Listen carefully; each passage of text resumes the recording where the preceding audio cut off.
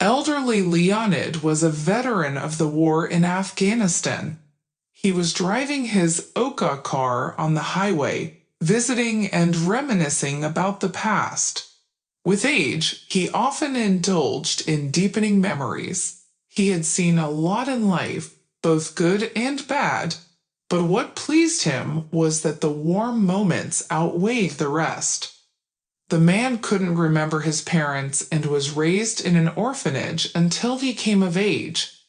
The services there were good, and back then, everything was well organized. Regular inspections were conducted, just as they should be. Children were allowed to express themselves through various activities. Leonid was passionate about sports, and everything came easily to him, especially playing football with the other kids. He had excellent health and stamina, and his talent did not go unnoticed.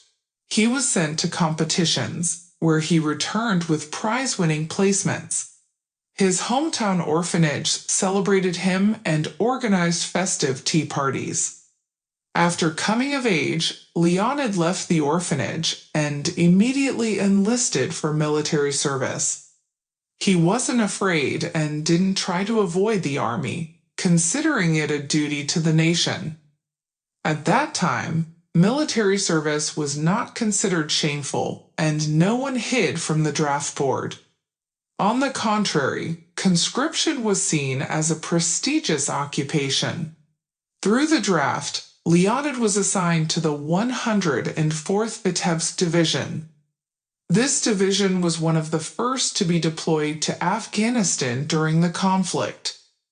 The young recruits were not prepared for such circumstances, but Leonid fought bravely and fearlessly, never hiding behind his comrades. On the contrary, he forged strong bonds with loyal friends, upon whom he could rely and even sacrifice his life. A month before his demobilization, all the paratroopers were excited about the thought of returning home. But their unit unexpectedly fell into an ambush. They were escorting a convoy of military vehicles through a mountain pass and never expected to be caught in a trap. The enemy was cunning and ruthless. They had to quickly adjust and listen to the commander's clear orders. Many of their comrades in arms perished before their eyes at the hands of the enemy. It was difficult for Leonid to recall those events without tears. His chest still burned, just like back then. Those who survived suffered wounds of varying severity. Leonid was also hit by shrapnel, resulting in the loss of both his legs. Despite the efforts of doctors in the hospital, they couldn't restore his limbs. Leonid endured a difficult rehabilitation process. He couldn't come to terms with the loss of both legs. How could such a thing happen? A young lad, still inexperienced, left crippled for life. Leonid couldn't fathom how he would go on living. He didn't have any family either. Various thoughts crossed his mind, and soon the most terrifying ones no longer scared him. The young nurse Marina, who cared for Leonid, saw it in his eyes when he contemplated such thoughts. She had always been cheerful and gentle, but one day she abruptly said, "Don't even think about dying. You still have time. After all, you're not an old man yet. I'll move you to the ground floor, and I'll sit by your bed day and night to make sure you don't do anything." Leonid felt a lump in his throat. After all, he couldn't talk to anyone about it, and no one would understand. Men only screamed during injuries or surgery. The rest of the time, they maintained their composure. But Marina had worked in the hospital for a while and witnessed the horrors of war. The wounded behaved like children. Sometimes they needed to be dealt with like babies, while other times a firm hand was required. The girl started taking care of Leonid, and since then she never raised her voice at him. Patiently restoring his will to live, she grew fond of him. She was incredibly beautiful, and her character was such that it was impossible not to fall in love with her. Leonid was lucky that Marina eventually became his wife. He couldn't believe that such a beauty could love him and take on such a burden for a lifetime. Living with a colleague, he couldn't refuse that anymore. Even if he left, he would suffer for the rest of his life. The man loved, respected, and was slightly afraid of his petite wife. By her side, he felt like a complete man, willing to move mountains for the well-being of their family. He didn't drown his sorrows or lose hope, like many in his situation. The couple was able to afford prosthetics, and Marina helped Leonid adjust to them. She was always delighted by even the smallest successes. Undeterred, Leonid regained his footing and pursued higher education. Later, he found work as an agronomist in his hometown. Marina became a respected specialist, and many sought her advice. He was respected, loved, and people simply dropped by for a visit. Marina baked delicious pies, and neighbors gathered for tea to savor the aroma In their marriage, of freshly Leonid baked and pastries. Marina had a son, Ilya, who was healthy and stubborn like his mother, and lively like his father. The couple also maintained a beehive and had a standard household with cows, geese, and chickens. By rural standards, their family could be considered prosperous. "You're growing up so handsome," the neighbors would tell Marina, already looking for potential suitors for their daughters. Ilya was very similar to his father and always actively helped in the garden. He wanted to join the paratroopers and follow in his father's footsteps. Leonid supported his desire, although he knew that the army was still far away. After being conscripted, Ilya became interested in skydiving. He became strong and resilient. Ilya was always honest and didn't bend to anyone. He earned the respect of his comrades and his father, not bringing shame to them. When he returned home in his new military uniform, everything was as it should be. His parents were overjoyed to see their son, and his determination impressed them. "Sorry, but I need to sort out my life. It's not such a small task," Ilya said after the first dinner with his family. "I won't stay in the village forever, no matter how much I love it here. I want to see more of the world."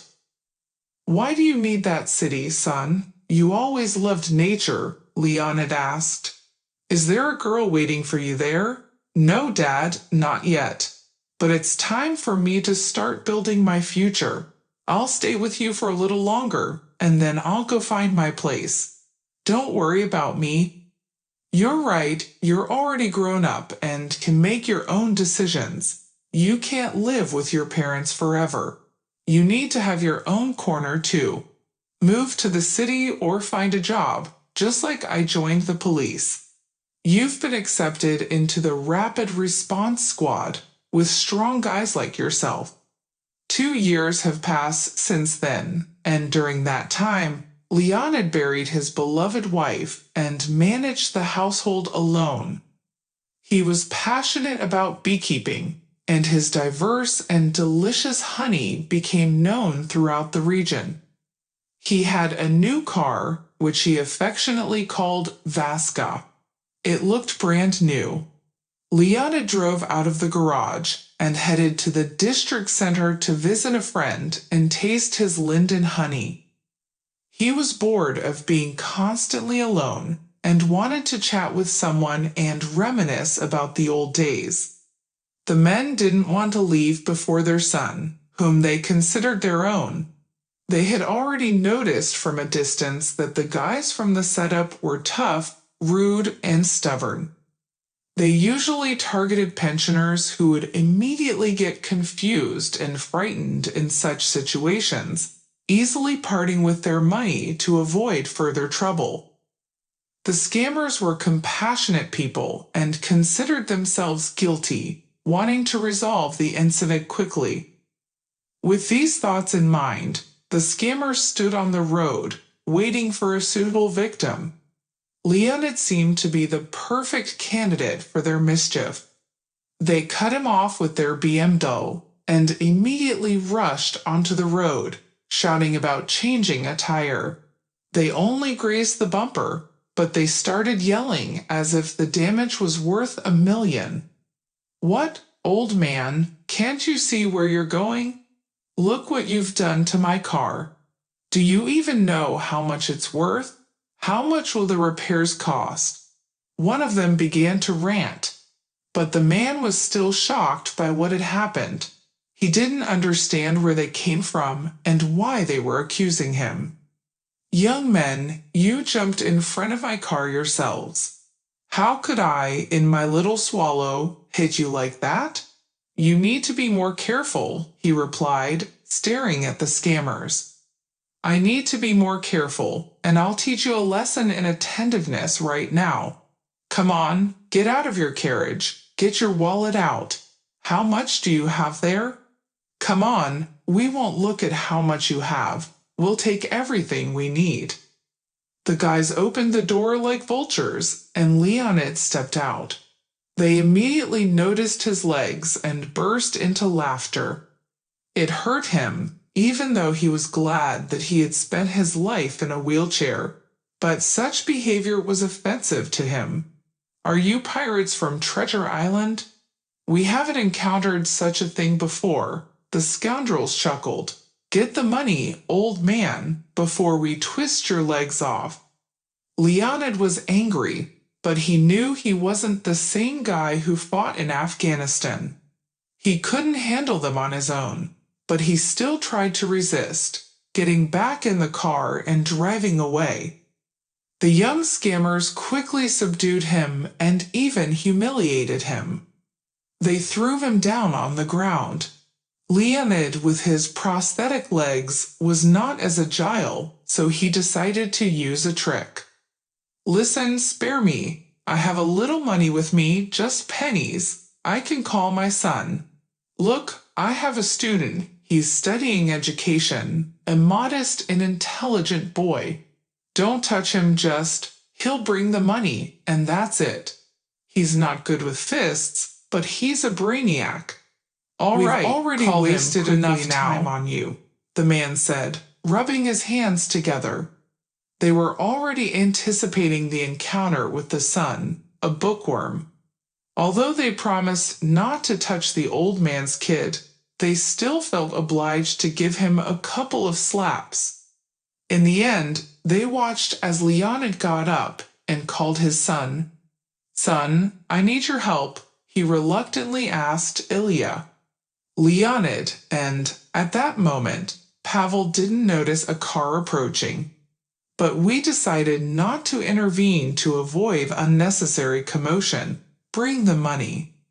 The man mentioned an approximate amount that could satisfy the scammer's appetites and also serve as a signal to his son about the danger. "I'm waiting for you. Everything is fine. They haven't done anything to you. They'll be here soon. Hold on. Let them just try to touch you. Endure it." 20 minutes after the scratch on the BMW, the scammers grew bored and started pestering Leonid with questions. Just then, a four-wheel drive vehicle pulled up, and Ilya, along with his 4 sturdy comrades from the Rapid Response Unit, stepped out. The scoundrels immediately became flustered and decided to quietly retreat to their car and make their escape. "Well, stand there, you scumbags. You're the ones who ran into him," Ilya growled, equating himself with them. "And it's a good thing we didn't lay a finger on him, guys. Trust us, we don't need any trouble. That scratch is nothing. We don't want anything from him," I said, winking at my friends, and they pounced on the scammers. They received a beating for their actions, and the villains didn't dare object. My comrades unleashed their fury, while I instructed them to exercise restraint. That's enough of this chaos, commanded Leonid, and the fighters halted. Let's take their car. Why waste our energy on throwing punches? Let them spend their time more productively, I suggested. At first, the scammers were relieved, but they had no idea what awaited them. A whole hectare of uncultivated land on Asiv's plot. Here you go, young man. Leonid embraced Ilya when our friends took the scoundrels away. I no longer have the strength to deal with such lowlifes. Always call me if you ever encounter such trouble. I won't let anything harm you. So where were you heading? I was going to Vladimir's. Wanted to have a talk, Ilya replied. Since we're together now, let's go there together. The Russian team, the men, the village of Vaku, and a visit to Marina's grave were on their agenda. Afterward, Leonid finally went to visit his friend in the district center. The longtime friends sat late into the night, discussing both trivial matters and important topics. They thanked the heavens for giving them children who now protected their elders. If you enjoyed the story, please support me with a thumbs up. And to stay updated on the release of new interesting stories, click the notification bell when you subscribe. Wishing you all the best.